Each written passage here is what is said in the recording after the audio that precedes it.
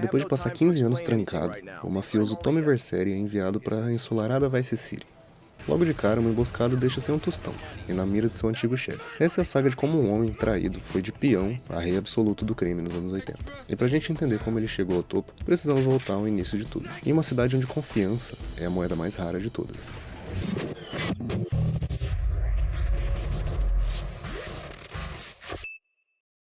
Nossa história começa em 1986, na cinzenta e impiedosa Liberty City. Tommy Vercetti, um leal soldado da família mafiosa Forelli, acaba de sair da prisão depois de 15 longos anos. Ele foi preso lá em 1971, por eliminar 11 homens numa cilada. Um feito que lhe rendeu o apelido de o açougueiro de Harwood. Seu chefe, Sonny Forelli, o recebe de volta, mas não exatamente com um abraço. Sonny teme que a presença de Tommy em Liberty City atrai atenção demais para os seus negócios. Então ele bola um plano, manda Tommy para o sul, para a ensolarada Vice City, com a missão de expandir o seu império de drogas. A tarefa de Tommy era simples, supervisionar um grande negócio de cocaína. O primeiro passo para os Forelli entrarem no lucrativo mercado do sul. Assim que pisa no aeroporto internacional de Escobar, Tommy é recebido pelo advogado da família, o neurótico Ken Rosenberg. Ken é aquele tipo de cara que vive à beira de um ataque de pânico, mas é o único contato que Tommy tem na cidade. Juntos, eles partem com 2 capangas de Sonny para as docas, onde a troca com os irmãos Vance vai acontecer. O plano parecia fácil, o dinheiro de Sonny pelas drogas dos Vances. Só que em Vice City, nada é fácil. No meio da troca, homens armados surgem do nada, atirando para todo lado. E em um piscar de olhos, os capangas de Sonny e um dos irmãos traficantes, o Victor Vance, estão mortos. O dinheiro sumiu, a droga também. No meio desse caos todo, Tommy consegue arrastar Ken e Rosenberg para o carro e eles conseguem escapar por um triz, deixando para trás um rastro de sangue e um monte de perguntas. O único outro sobrevivente é Lance Vance, irmão de Victor, que foge em seu helicóptero. De volta ao hotel, o telefone toca. É Sonny Forelli, e ele não tá nada feliz. Ele tá furioso com a perca do dinheiro e da mercadoria. E deixa bem claro que a responsabilidade de recuperar tudo, com juros, é de Tommy. So how'd the deal go down? You sitting on some white gold? Look, Sonny, we were set up. The deal was an ambush. Harry and Lee are dead. You better be kidding me, Tommy! Tell me you still got the money. No, Sonny. I don't have the money. That was my money, Tommy! My money! You better not be screwing me, Tommy, because you know I'm not a man to be screwed with! Wait, Sonny. You have my personal assurance that I'm going to get you your money back, and the drugs, and I'm going to mail you the dicks of those responsible. Hey, I already know that. You're not a fool, Tommy, but I warn you. Neither am I.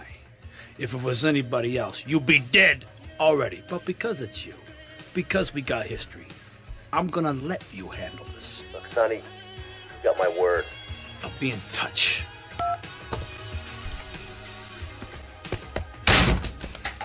Traído, sem dinheiro e com um alvo nas costas, Tommy Vercetti está sozinho em uma cidade hostil e desconhecida. Sua jornada não é mais sobre expandir negócios, agora é sobre sobrevivência e, acima de tudo, vingança. Forçado a começar do zero, Tommy começa a fazer uns trabalhos para o Ken, que, desesperado para se manter relevante, o apresenta para a elite de Vice City. É numa festa luxuosa no iate do coronel Juan Garcia Cortez que Tommy começa a montar sua rede de contatos. Cortez é um militar aposentado com conexões por todo o submundo, e ele vê potencial no Tommy. Lá ele também conhece Avery Carrington, um magnata imobiliário texano com um apetite insaciável por desenvolvimento urbano. Digamos que meio agressivo. Durante uma de suas primeiras missões, enquanto tentava intimidar um comerciante, Tommy dá de cara com um homem misterioso de terno branco, Lance Vance. Movido pela vingança pela morte do irmão, Lance revela que também está caçando os culpados pela emboscada. Vendo que eles tinham um objetivo em comum, eles formam uma aliança instável, uma parceria forjada na necessidade. A partir dali, a caçada começa pra valer. Com um novo aliado, Tommy começa a puxar os fios do crime organizado de Vice City, determinado a fazer quem os traiu pagar. Com Sonny Forelli ligando sem parar para cobrar, Tommy mergulha de cabeça no submundo de Vice City, pegando qualquer trabalho que apareça. Ele se torna o homem de confiança do Coronel Cortez, fazendo de tudo, desde eliminar traidores até roubar a tecnologia de mísseis. A cada missão cumprida, sua reputação cresce. Tommy não é mais só um forasteiro, ele está se tornando uma força a ser reconhecida. Seus serviços logo chamam a atenção de Ricardo Dias, o chefão da droga mais poderoso e instável da cidade. Dias, um cara paranoico e com um pavio curtíssimo, contrata Tommy para umas missões cruciais. Na icônica missão Phnom Penh 86, Tommy e Lance, de dentro de um helicóptero, dão cobertura para proteger um dos negócios de Dias contra uma gangue rival. Tommy também prova seu valor roubando o barco mais rápido da cidade e eliminando os ladrões que ousam cruzar o caminho de Diaz. Ele ganha a confiança do rei, mas por baixo dos panos ele e Lance já suspeitam que Diaz é o cérebro por trás da emboscada original. Enquanto Tommy é focado e calculista, Lance é impulsivo. Cego pelo desejo de vingança, ele quer partir para cima de Diaz imediatamente, mas Tommy o segura, preferindo esperar o momento certo. A impaciência de Lance quase bota tudo a perder quando ele tenta atacar Diaz sozinho, e acaba sendo capturado e torturado no ferro velho. Na missão Death Row, Tommy arrisca o próprio pescoço para resgatar seu parceiro, invadindo o complexo de Diaz e salvando Lance da morte certa. O jogo vira quando Kent Poe, um informante da indústria da música com contatos em todo canto, confirma as suspeitas de Tommy. Foi Ricardo Diaz que armou a emboscada nas docas para eliminar a concorrência. Com a verdade na mesa, não há mais motivo para esperar. Na missão Rub Out, Tommy e Lance lançam um ataque frontal à mansão Diaz. O que se segue é um banho de sangue. No final, Tommy confronta Diaz em seu próprio escritório e o executa sem pensar duas vezes. Com a morte de Diaz, um vácuo no poder se abre em Vice City, e Tommy o preenche na mesma hora. Ele toma a mansão Diaz como sua, transformando-a em Versailles Estates, o centro de seu novo império. É nesse momento que Tommy deixa de ser um peão e se torna um rei. Look what you done to it! This is for my brother! I trusted you, Tommy. I would have had you made. Say goodnight, Mr. Diaz. A mansão começa a gerar uma renda diária, simbolizando sua independência. Quando Sonny Forelli liga para cobrar a dívida, Tommy mente, dizendo que ainda está trabalhando nisso. Mas a verdade é que ele não pretende mais servir ninguém. Agora no controle, Tommy, com a ajuda de Ken, começa a consolidar o seu poder. Ele cria sua própria gangue, a Versailles Gang, e entra numa campanha agressiva de expansão. Na missão Shakedown, ele esmaga a resistência de lojistas, forçando-os a pagar por sua proteção. Em seguida ele parte para a compra de negócios por toda a cidade, transformando-os em fachadas lucrativas para suas operações. A expansão é implacável. Ele compra o estaleiro, uma fábrica de sorvete que vira uma fachada para a distribuição de outras guloseimas, a companhia de táxis Kaufman Cabs, a concessionária Sunshine Autos e até um estúdio de cinema. Por último, ele adquire o icônico Malibu Club, que após um assalto a banco espetacular, se torna uma das suas maiores fontes de renda. Cada propriedade, cada missão solidificam o domínio de Tommy ainda mais. Ele forma alianças, como as que fez com os cubanos de Humberto Robina, para eliminar seus inimigos. Ele não está mais apenas sobrevivendo, ele está construindo um império sobre as cinzas de seus rivais. Tommy Vercetti se tornou a personificação do sonho americano distorcido, mas o passado tem uma sombra longa. E lá em Liberty City, Sonny Forelli observa o sucesso de seu antigo soldado com uma impaciência crescente. No auge de seu poder, Tommy comete um erro fatal. Ele acha que pode simplesmente ignorar seu antigo chefe.